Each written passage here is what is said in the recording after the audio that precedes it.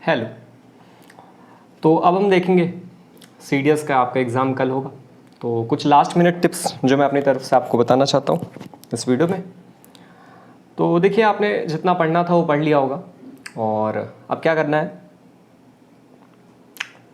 इस फेज़ में। देखो, अगर आप सुबह जल्दी उठते हैं तो मान लो 7-8 बजे उठते हैं, तो कोशिश करो कि 12 या 2 बजे तक आप पूरा अपनी तरफ से जितना है जो पढ़ना था पढ़ के फिर डिक्लेयर कर दो कि भाई हो गया, अब जो होगा वहाँ होगा। और थोड़ा अगर जो देर में उठते हैं तो आराम से 5-6 बजे आप 5-6 बजे डिक्लेयर कर दो, और शाम की चाय लेना उसके बाद। अब क्या करना है कि बीच में ऐसी थॉट आते होंगे कि यार ये पढ़ा तो है, पूरा तो पढ़ लिया अपनी तरफ से, पॉलिटी पढ़ लिया है, ज्योग्राफी पढ़ लिया है ना, आपने मान लो खूब पॉलिटी पढ़ा है, तो थोड़ा थोड़ा ऐसा थॉट आता होगा कि यार ये कुछ भूला भूला सा लग रहा है, याद नहीं है। तो कोई बात नहीं, वो एग्ज़ाम में वहाँ पे याद आ जाता है। जब 4 ऑप्शन आते हैं तब ये सब इतना सोचने का टाइम नहीं होता, वहाँ पे वो आप मार देंगे। तो बाकी जो कंफ्यूजिंग वाली चीज़ें हैं उसका अगर ख्याल आता है तो वो आप देख लेना अपने शॉर्ट नोट्स जैसे बने हुए हैं। जैसे आप भूलोगे ही क्या, जैसे मान लो प्रेसिडेंट है या वाइस प्रेसिडेंट है, तो ये ऐसा याद आ रहा होगा कि इनका इलेक्टोरल कलीग कौन है, वो नहीं याद आ रहा है, तो हाँ ये देख लेना। बाकी तो सब सही है। अब जैसे प्रेसिडेंट का मैं आपको बता ही देता हूँ कि प्रेसिडेंट का क्या है, elected member of Lok Sabha, Rajya Sabha, और जितना हमारा स्टेट लेजिस्लेटिव असेंबली है, और अगर यूनियन टेरिटरी में भी हो तो सिर्फ और सिर्फ इलेक्टेड वाले। और वाइस प्रेसिडेंट में क्या अंतर था कि यहाँ पे सिर्फ member of parliament he vote करेंगे, यानी कि लोकसभा के और राज्यसभा के मेंबर ऑल, इलेक्टेड और नॉमिनेटेड दोनों। तो ऐसे जो कंफ्यूजिंग पेयर वाले हैं उनको एक बार बीच में अगर ख्याल आए कि यार ये भूला भूला सा है तो उसे आप देख सकते हैं। बाकी तो सब ठीक है, ज़्यादा परेशान होने की ज़रूरत नहीं है। अब देखो, आप एग्ज़ाम में पहुँचेंगे और अपना टिफ़िन विफ़िन ले लेना, और अब हम देखते हैं पहले OT वालों का देख लेते हैं, 2 पेपर जिनका है, और उसके बाद फिर मैथ्स वालों का। तो देखो, सबसे पहले इंग्लिश का जो पेपर है, इस पेपर में 120 क्वेश्चन, और इसमें बहुत सारे इजी क्वेश्चन छुपे हुए हैं। अब जैसे इस पेज में ऐसे 6 क्वेश्चन है, तो एकदम दिल से मत ले लेना कि नहीं अब सबको करना ही है, जो पहले आ गया है पहले करना ही है। इसमें इजी क्वेश्चन बहुत सारे हैं, 50 क्वेश्चन तो बहुत ही ईजी हैं। तो आपको क्या करना है, स्किमिंग करना है। ये आपको पता भी होगा। स्किमिंग का क्या मतलब है कि ऐसे देखा, ऐसे नज़र से देखा कि हाँ ये अच्छा है, ये अच्छा है, ये अच्छा है। जो आप घर से पढ़ के आए हैं, जो जाने पहचाने वाले क्वेश्चन हैं, उनको पहले करना है, जाने पहचाने क्वेश्चन। जितनी जल्दी हो सके स्किमिंग करते हुए चलना है। अब स्किमिंग का ये भी मतलब नहीं है कि पूरा ही पन्ना पलट दिए, देखे कि अरे पेपर के तो एंड में आ चुके हैं, 120 के 120।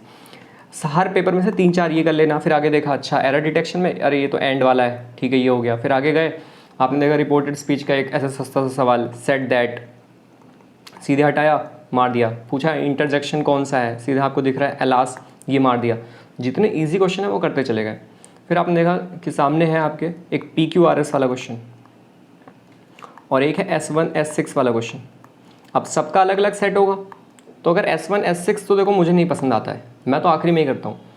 और PQRS है, इसमें बहुत सारे क्वेश्चन ऐसे हैं जो बड़ी जल्दी हो जाएंगे, तो सब PQRS तो कर लेना है साथ के साथ कि हाँ इसमें 3-4 जो हैं बड़े ईजी हैं। और इसमें एक प्रोनाउन वाला हिंट आपको पता ही होगा, मान लो इसमें लिखा हुआ है हिज ओनर इज़ ऐसे ऐसे, तो आपको पता ही चल गया कि यहाँ से सेंटेंस की स्टार्टिंग तो हो ही नहीं सकती, क्योंकि यहाँ पे लगा है एक प्रोनाउन, यानी कि इससे पहले कोई और स्टेटमेंट आएगा।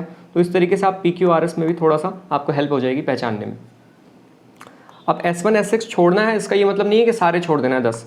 इसमें आप देखो कि 1-2 क्या है कि बहुत ही छोटे छोटे लाइन के होंगे, केवल इतना बड़ा होगा, है ना, 1 लाइन के होंगे, तो उनको कर लेना S1 S6। लेकिन अगर कोई बहुत इतना बड़ा पैराग्राफ दिया रहता है, कई बार लंबी लंबी लाइन रहती है, तो पढ़ने में मज़ा नहीं आता ना, क्यों टाइम वेस्ट करना, when all the questions carry equal marks. फिर ऐसे आपको करना है कि इजी वाले आपको ढूंढते हुए आप पलटते गए, जहाँ जहाँ मिलता गया करते गया।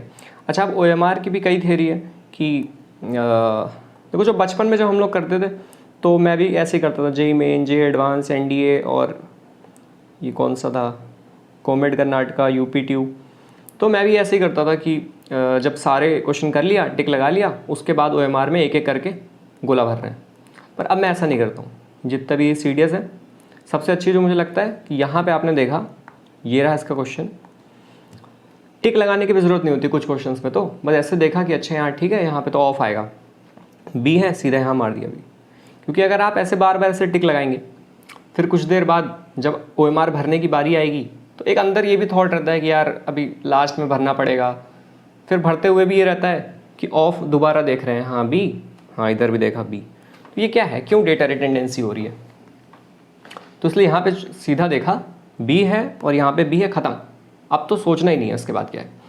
दूसरा क्या है, एक अपना अपना अगर मार्किंग आप यूज़ करते हो तो, मैं तो करता था। मार्किंग क्या मतलब है, जैसे कोई क्वेश्चन है कि मैंने देखा कि ये तो बेकार है, मैं करूँगा ही नहीं, तो सीधा यहाँ मैं लिख देता क्रॉस, मतलब ये मान लो क्वेश्चन नंबर 3 है, यहाँ 4 है, 5 है, 6, क्रॉस। तो अब जब ऐसे सीधा दिख जाएगा कि ये क्वेश्चन मेरे को करना ही नहीं है, या तो एकदम लास्ट में जब एकदम सारे हो जाएंगे उसके बाद में देखूंगा। ऐसे क्वेश्चन जिसमें आपने 2 एलिमिनेट कर लिए हैं, यहाँ पे आप देख सकते हैं डी, या फिर आप लगा लीजिए गोला। आपको ऐसा लग रहा है कि टाइम लगेगा ये सब करने में, नहीं लगेगा यार टाइम। सीधा ऐसे क्वेश्चन देखा, आपको लग गया कि हाँ ये करूँगा तो 2 एलिमिनेट कर ले रहा हूँ, 2 नहीं हो पा रहा, आपने सीधा ऐसे डी लिख दिया इसके ऊपर, यानी कि बाद में आऊँगा, और जो नहीं करना है उसको ऐसे काट देना। तो ये 2 मार्किंग भी मैं यूज़ करता था, और सही है यार, यूज़ करना चाहिए। अच्छा, एक ऊपर नीचे देखो, सब यही चाहते हैं कि कोई गलती ना हो OMR भरने में, लेकिन अगर आप उसी वाले मेथड में कंफर्टेबल हैं कि एट द एंड ही सारे OMR भरूंगा या भरूंगी, और अगर कहीं गलती से एक ऊपर नीचे हो गया, वो तो होता ही है ना। एक क्वेश्चन में देखा कि 5th वाले का तो C है, जब गए यहाँ C लगाने तो देखा वहाँ तो D पहले से भरा हुआ है। तो अगर ऊपर नीचे मिसमैच हो जाए तो कुछ नहीं कर सकते, है ना। तो ज़्यादा सोचना मत, 2 या 3 सेकंड के लिए बस ऐसे मन में गाली देना कि अबे यार ये क्या हो गया, और फिर तुरंत आगे बढ़ जाना। कोई फ़ायदा नहीं है, कोई सुनने वाला नहीं, किससे कहोगे, बगल वाले से या इन्विजिलेटर से, कुछ नहीं। 2-3 सेकंड बस सोचना कि अरे यार गलती होगी, और तुरंत आगे बढ़ जाना, बिल्कुल टाइम वेस्ट मत करना। अगर गलत OMR भर जाए तो रोने धोने से वहाँ कुछ होगा नहीं, टाइम वेस्ट ही होगा। फिर जब घर आना तो अपने दोस्त को फ़ोन करके बताना कि अबे यार एक जो है OMR ऊपर नीचे हो गया था, वहाँ ठीक है, लेकिन एग्ज़ाम हॉल में टाइम वेस्ट नहीं करना, कि जो हो गया है, बदल नहीं सकते। अच्छा, जो ईडियम्स एंड फ्रेजेस वाले हैं उसका क्या है, जो आप देखेंगे 4 ऑप्शन है इसमें। जो CDS की जो ये है ईडियम्स एंड फ्रेजेस, वो बिल्कुल आप कॉमन सेंस से बहुत सारे क्वेश्चन किए जा सकते हैं, सारे नहीं, बहुत सारे नहीं, कॉमन सेंस से किए जा सकते हैं। जैसे बिल्ली अगर दरवाजे के पास खड़ी है तो अब पढ़ के इसमें देखना जो ज़्यादा अच्छा लग रहा हो, कि ऐसा नहीं लग रहा कि शायद मुसीबत आ गई हो पास में या कोई आ गया हो, इस टाइप का अगर कुछ लगे तो मार देना। और एक ऑप्शन उसमें क्या होगा कि उसकी सीधा लिटरल मीनिंग ही दे दिया होगा कि बिल्ली जो है वो दरवाजे के पास आ गई, तो वो तो आपको साफ पता चलेगा कि ये तो है ही नहीं। तो पढ़ के जो ईडियम्स फ्रेजेस हैं वो किए जा सकते हैं। उसी तरीके से सिनोनिम्स भी पढ़ के किए जा सकते हैं, जो आपको मीनिंग लग रहा हो कि हाँ इसका ये है, ये भी किया जा सकता है। PQRS हो गया, ये हो गया, अपने मार्किंग हो गया। जो वो है स्पॉटिंग द एरर, वो या तो आपने वो पूरा पढ़ा हो, है ना, सारा पार्ट ऑफ स्पीच, वो तो ठीक है, लेकिन पार्ट ऑफ स्पीच पढ़ने के बाद भी एक मेथड जो बचपन से हम यूज़ करते हैं, जब हमने ग्रामर नहीं पढ़ा था स्कूल टाइम में तो क्या करते थे, अरे स्कूल में तो केवल NCERT पढ़ के जाते थे और ग्रामर कहाँ आता था यार, जो अच्छा लगता था वो मार देते थे। तो ट्रस्ट द ईयर्स वाला जो मेथड है वो अभी भी काम आता है, कि ऐसा लगता है ना सुन के कि यहाँ तो ऐसे सेट बैठ रहा है। तो अगर आप अच्छा, उनको मैं ये नहीं कह रहा हूँ जिन्होंने पार्ट ऑफ स्पीच पढ़ा ही नहीं है, जिन्होंने पार्ट ऑफ स्पीच पढ़ा है और साथ में अगर ये वाला मेथड आपके पास आ जाए तो क्या बात होगी, है ना। ट्रस्ट द ईयर्स क्यों है ये समझ नहीं आता वो, लेकिन लगता है कि हाँ यहाँ कुछ तो गलती है, क्या गलती है पता नहीं, पर सुन के मज़ा नहीं आ रहा, एक अंदर से गट फीलिंग आती है ना कभी कभी। तो ऐसे क्वेश्चंस आप देख लो, समझ तो रहे हो ना। तो ये काम करना है हमें इंग्लिश में। और क्या है, इंग्लिश के पेपर में ये हो गया। हाँ, जितना आपका जो ऑप्टिमम अटेम्प्ट हो, कुछ भी प्री कंसेप्ट थॉट के साथ मत जाना कि मैं तो 100 करके आऊँगा, मैं 80 करके आऊँगा, मैं 120 करके आऊँगा। प्री कंसेप्ट थॉट लेके मत जाना इंग्लिश के पेपर में। एक रफ एस्टिमेशन आपका अगर है कि हाँ इतना लगभग करना है वो ठीक है, बाकी वहाँ पे फिर जितना होता जाए उतना करते जाना। और एलिमिनेशन वाली बात तो ये है कि अगर 2 ऑप्शन आप एलिमिनेट कर ले रहे हैं और ऐसी थोड़ी सी गट फीलिंग आ जाती है ना कभी कभी कि यार अंदर से बहुत तेज लगता है कि यार इसका ये है, क्यों है नहीं पता, ये ऐसा है ना मोहब्बत सा, क्यों है क्या है नहीं पता, पर ये है इसका आंसर। तो उसमें देख लेना कि कुछ क्वेश्चंस में सही भी आती है, जो नेचुरल गट फीलिंग है वो कुछ में सही भी आती है, कुछ में नहीं भी आती है। तो ये पूरा खेल था इंग्लिश का। अब इंग्लिश के बाद आप निकलेंगे, करेंगे अपना लंच, और अगला पेपर होगा आपका जीके का। अब जीके में भी यही है जो आपका फेवरेट सेक्शन है। मान लो आपका साइंस, आप साइंस से हो तो, और नहीं तो पॉलिटी। मान लो आपने पॉलिटी साल भर पिछले 6-7 महीने इतना पढ़ा है कि आपका कॉन्फिडेंस इतना ज़्यादा है कि 15 में से तो मैं 25 क्वेश्चन सही कर दूंगा, इतना ज़्यादा कॉन्फिडेंस है। तो क्या करना, पेपर मिलते ही सीधा ऐसे देखना कि इसमें कहाँ कहाँ पे वो है, कौन, पॉलिटी। तो आपने देखा हाँ ये पॉलिटी, ये रहा आर्टिकल 352 इमरजेंसी, ठीक है। फिर क्या है, ये रिट्स दिया हुआ, हिबस कॉर्पस, हाँ मार दिया। फिर यहाँ पे क्या है, स्टेट लेजिस्लेचर प्रेसिडेंट, हाँ ये कर दिया। आर्टिकल 148 CAG, ये भी मार दिया। अगर आपको पॉलिटी पसंद है तो ऐसे से ढूंढ के से पॉलिटी फट फट फट मार लेना। मान लेते हैं ज्योग्राफी, आपने फिजिकल ज्योग्राफी खूब MCQ लगाया है तो ज्योग्राफी पहले कर लेना। अगर आपका कोई फेवरेट सब्जेक्ट है तो सेम वही प्रोसेस इसमें भी स्किमिंग करते हुए जाना है, क्योंकि इस पेपर में भी छुपे हुए हैं कुछ इजी क्वेश्चंस। जैसे आपने देखा ही था पिछली बार भी एक क्वेश्चन है, एक नेशनल इमरजेंसी, एक स्टेट इमरजेंसी, और एक कहता है हेल्थ इमरजेंसी, एक फाइनेंशियल इमरजेंसी। पूछता है इनमें से कौन सी इमरजेंसी नहीं है। तो देखो कितना ईजी क्वेश्चन है। तो जब आप स्किमिंग करेंगे तो ईजी क्वेश्चन नज़र के सामने आ जाएंगे और उसको ऐसे मार देना है। इसलिए स्किमिंग ज़रूरी है। लाइन से ऐसे नहीं लगाना है स्कूल टाइम की तरह कि मैं तो यार एक साथ चलूँगा, क्योंकि इसमें कुछ इजी क्वेश्चंस हैं और उन्हें हमें पहले करना है। अच्छा, जो मेल कैंडिडेट हैं नॉन OTA वाले, सॉरी, तो उन्हें क्या करना है, क्योंकि उन्हें पता है कि हमारे पास अभी एक और बचा हुआ है मैथ्स। तो अगर किसी की मैथ्स बहुत अच्छी है, उसको पता है कि मेरे 60-60 क्वेश्चन आ जा रहे हैं, तो वो जीके में उस अकॉर्डिंग मार के फिर रुक जाना है ना। अगर आपको पता है कि यार मैथ्स में मैं 60 कर लेता हूँ घर से, आपने जैसे प्रैक्टिस किया हो, जितना भी हो, मैथ्स में वेरिएशन बहुत है यार, कोई 50 करता है, कोई 40 करता है, कोई 30 में खुश हो जाता है, इसमें बहुत वेरिएशन है, कोई 70 करता है। तो आपका जहाँ पे लगे कि हाँ मेरा इतना स्कोर हो चुका है, तो फिर वहाँ पे आप रुक जाना, रिस्क इतना मत लेना।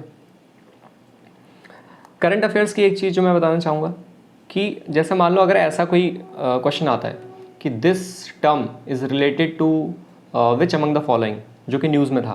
जैसे मान लो एक बार आया हुआ था वर्ड क्यूबिट। तो अगर आपने न्यूज़ पढ़ा है या फिर आप ये इस टुडेज न्यूज़पेपर पे थे, आपने थोड़ा बहुत वो पढ़ा है न्यूज़, तो जो करंट अफेयर्स में होता है इस ऑप्शंस में देखना और थोड़ा सा देखना कि क्या करंट अफेयर्स में था क्या टॉपिक, तो चांसेस होते हैं कि वही आंसर होगा। जैसे क्यूबिट जब आया था तो यहाँ क्वांटम कंप्यूटिंग था, तो आपको पता होगा ना क्वांटम कंप्यूटिंग, नहीं भी पता था, इतना तो पता था क्वांटम कंप्यूटिंग खूब चल रहा था यार उस टाइम, प्रवेग और कौन कौन सा अलग अलग IITs में होता है। तो ऐसे भी आप कर सकते हो। अभी देखो जैसे क्या चल रहा है, एक वो करंट अफेयर्स में रहा है सिक्कल एनीमिया। तो कुछ अगर ऐसा डिजीज़ सा है कि हाँ कैंसर है, क्या चीज़ है, सिक्कल एनीमिया है, या फिर स्पेस टेक्नोलॉजी के बहुत क्वेश्चन आते हैं। अगर कुछ ऐसा है कि फलाना चीज़, मान लो त्वांग स्वांग पोंग, ये क्या है, एस्ट्रॉयड है, या अच्छा एक चाइना का एक अभी इंटरनेशनल स्पेस स्टेशन उसने अपना खुद से भेजा है। तो थोड़ा स्पेस टेक्नोलॉजी वाली चीज़ें या ऐसी डिजीज़ वाली चीज़ें जो न्यूज़ में रही हैं, उसको थोड़ा सा ऐसे बस ध्यान में रखना है कि क्या ये आंसर हो सकता है। अगर आपने न्यूज़पेपर पढ़ा है तो फिर आप इन क्वेश्चंस को जो प्रोबेबिलिटी है कि आपकी सही होगी वो थोड़ी ज़्यादा होगी उनके कंपैरिजन में जिन्होंने न्यूज़पेपर बिल्कुल भी नहीं पढ़ा है या करंट अफेयर्स प्रिपेयर करके ही नहीं आए। तो एक ये आप थोड़ा सा ध्यान में रख सकते हो। और क्या चीज़ है जीके के लिए, हाँ एलिमिनेशन टेक्निक तो इसमें भी लगाना, और ऐसा मत सोचना कि एकदम श्योर हो जाओगे, है ना। एक और टेक्निक काम आती है इसमें, लेकिन वो मैं अभी नहीं बताऊंगा, क्योंकि उसके लिए होना चाहिए आपको मुझ पर ट्रस्ट, जो कि अभी नहीं है। Science, polity, geography, history, economics, और क्या बचा, करंट। ठीक है, बस जीके में यही है, कोई बहुत ज़्यादा टेंशन नहीं लेना है। सारे क्वेश्चंस जो हैं करते चले जाना और हो जाएगा। अगर कोई मार्क्स बीच में कैलकुलेट करता हो, क्योंकि मैं कैलकुलेट करता था अपने टाइम पे, क्योंकि मुझे जीके में मुझे 20 नंबर चाहिए होते थे, तो 5/6 से मल्टीप्लाई कर लेना, जो जितने आपने क्वेश्चन किया इंटू 5/6, कुछ लोग 0.3 करते हैं, वो मुझे मज़ा नहीं आता 5/6। और निगेटिव के लिए 5/80। मान लो आपने 30 क्वेश्चन किए तो ऐसे मल्टीप्लाई कर लेना, अगर कोई चेक करना चाहता हो वहीं कि कितना रफ स्कोर बन रहा है तो ये सारी हो गई चीज़ें इसकी। अब इंग्लिश हो गया। इंग्लिश में कुछ छूट रहा है क्या? हाँ ठीक, यही चीज़ यहाँ पर भी कि OMR कैसे फिल करना है, तो मैं ऐसे ही देखता था डायरेक्ट, यहाँ इसका ये है, इसका B, और ये ठीक भी रहता है यार, ठीक रहता है। अब इसके बाद एप्टीट्यूड वालों को देख लेते हैं। जो मैथ्स वाले, उसमें मैंने बताया वेरिएशन बहुत है यार, कोई 30 करता है, कोई 50 करता है, कोई 60 करता है, कोई 70 करता है, क्योंकि मैथ्स ऐसी चीज़ है कि जिससे नहीं आता फिर वो डरता ही है, और जिससे आता है वो 60-70 तो बिना प्रैक्टिस के ही कर देते हैं। तो इसमें भी आपको यही करना है, जाने पहचाने क्वेश्चंस के ऊपर अपनी नज़र फेरनी है इस पूरे पेपर में, स्किमिंग करते हुए कहाँ पे है। अच्छा, कुछ क्वेश्चंस ऐसे हैं, जैसे एक तो ट्रिगोनोमेट्री, जहाँ आप ऑप्शंस का यूज़ कर सकते हैं। अब ऑप्शन कितने बेहतर तरीके से आप पहचान रहे हैं ये डिपेंड करेगा आपकी प्रैक्टिस पे, लेकिन फिर भी ट्रिग्नोमेट्री अगर कहीं 10 दिख जाए तो ये 45 डाल के सबसे पहले चेक कर लेना, क्योंकि 10 1 होता है। कहीं आपको ऐसा दिख रहा है कि मान लो साइन का कोई टर्म्स है, इंटू कॉस का कोई टर्म है, इंटू टैन का कोई टर्म है, आपसे नहीं सॉल्व हो रहा है, लेकिन आप रिस्क लेना चाहते हैं। तो अगर आप रिस्क लेना चाहते हैं तो पता नहीं क्यों एक फीलिंग से आती है कि इसका आंसर 1 है, कट पिट के आपने देखा ही होगा, तो इसको आप नज़र में रख सकते हैं इन केस अगर आप तुक्का मारने को सोच रहे हैं तो। अगर कोई ऐसा टर्म है कि tan 8x minus tan 4x plus tan 2x, आपको दिख रहा है एडिशन है 2-3 टर्म्स का, तो ये एक नेचुरली पता नहीं क्यों फीलिंग देता है कि ये सब कट पिट के 0 हो जाएगा। देखो पहले तो सॉल्व करना, लेकिन अगर मैं उनके लिए कह रहा हूँ जिनको तुक्का लेने में मज़ा आता है, तो 1 और 0 पे स्पेशल नज़र आपको बनाए रखनी है, और tan के लिए 45 डाल देना। इसी तरीके से साइन में 30 डाल देना, साइन 30 1/2 होता है। कॉस आए तो पट से 60 डाल देना, क्योंकि ये भी क्या होता है 1/2। इस तरीके से वैल्यू चेक कर लेना। और कहाँ का वैल्यू चेक कर सकते हैं? Speed, time, distance. डिस्टेंस इतनी है, कितनी है, इन चारों में से पहचानना है, किसी एक को मान लेना, सेटिस्फाई कर लेना, हो भी जाता है। एक रिमाइंडर वाले क्वेश्चन की एक ऐसा नंबर है जिसको 3 ऐसे नंबर हैं, उसको अगर हमने इससे डिवाइड किया तो it always leaves a reminder 5। तो इन चारों में से डिवाइड कर लेना, ऐसे डिवाइड किया, 5 रिमाइंडर आ ही नहीं रहा है, तो ये हो ही नहीं सकता। फिर ऐसे करके रिमाइंडर वाले क्वेश्चन भी ऑप्शन से कर सकते हैं। अगर वो लास्ट डिजिट वाला पूछा है तब तो सीधा वो रूल लगा लेना जो नॉर्मली होता है, और जाने पहचाने वाले क्वेश्चंस की तरफ जाना। जितने बड़े बड़े क्वेश्चन दिखें उनको देखते ही पहले तो छोड़ देना। इसमें देखो गलती क्या होती है कि इसमें हम भूल जाते हैं कि हम यहाँ पेपर देने आए हैं।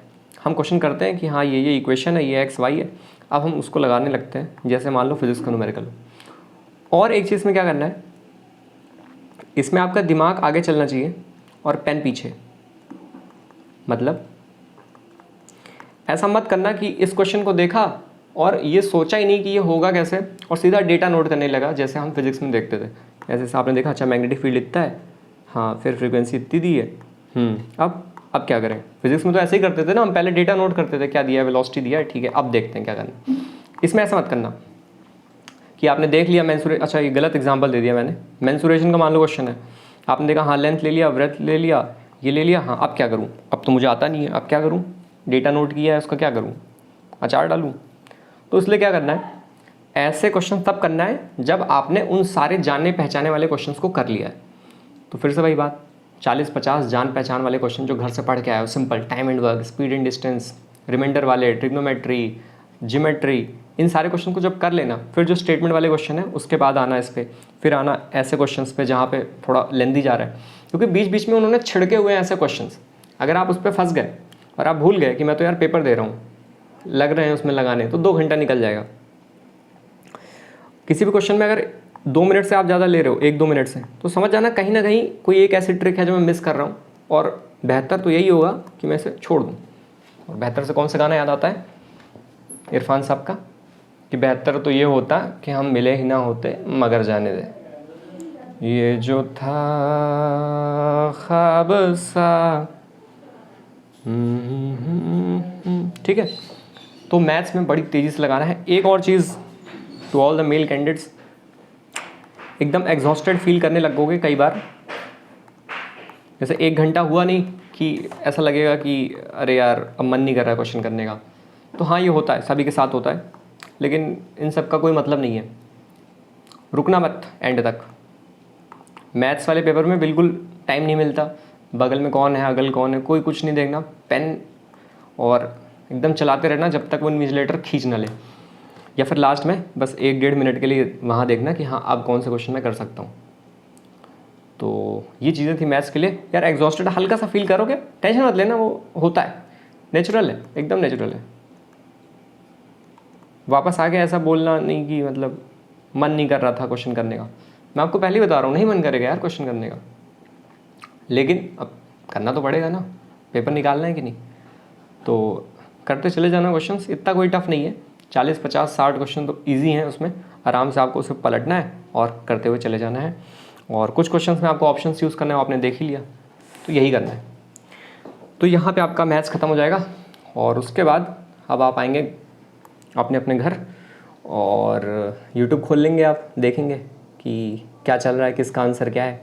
अच्छा, जो OT वाले पहले पहुँच गए वो रास्ते में ही खोल लेंगे अगर मेट्रो वेट्रो से जाते हो तो थोड़ा घर आके इंतज़ार करना, क्योंकि शुरुआत में टाइम वेस्ट बहुत होता है यार, इसका आंसर ये, इसका आंसर ये, आराम से बाद में देखना आंसर की, इंग्लिश की, GK की और मैथ्स की तो मैं कोशिश करूँगा आते ही मैं सबसे पहले मैथ्स या GK की आंसर की। और बस यही है, अच्छे से जाना। तो अब क्या करना है, अब कुछ नहीं, जितनी चीज़ें थी अच्छे से हल्की तरीके से अपनी तरफ से रिवाइज़ कर लिया है और उसको रख देना और शाम को डिक्लेयर कर देना 4-5 बजे, मस्त शाम की चाय पीना। अबे जो होना था हो चुका है, और इसी क्या नाम है, इसी पर्टिकुलर सिनेरियो के लिए ही तो जो लोग ज़्यादा परेशान हैं उन्हीं के लिए तो उनका शेर है ना कबीर साहब का, कि तुलसी भरोसे राम के निर्भय होके सोए, अनहोनी होनी नहीं, होनी हो सो होए। अनहोनी होगी नहीं और जो होना है वो होगा। तो अच्छा, ये प्रिपरेशन टाइम के लिए शेयर नहीं था, ये इस पर्टिकुलर टाइम के लिए, ये बात है ना कि हर चीज़ अपने सेक्टर के लिए है। तो अब आप पढ़ लिए हैं, अगर आपको बहुत ज़्यादा घबराहट हो रही है तो इस शेयर को सुनो बस और सो जाओ, कल एकदम मस्त उठना और पेपर दे के आ जाना। तो all the best to everyone जो कल जा रहे हैं पेपर देने।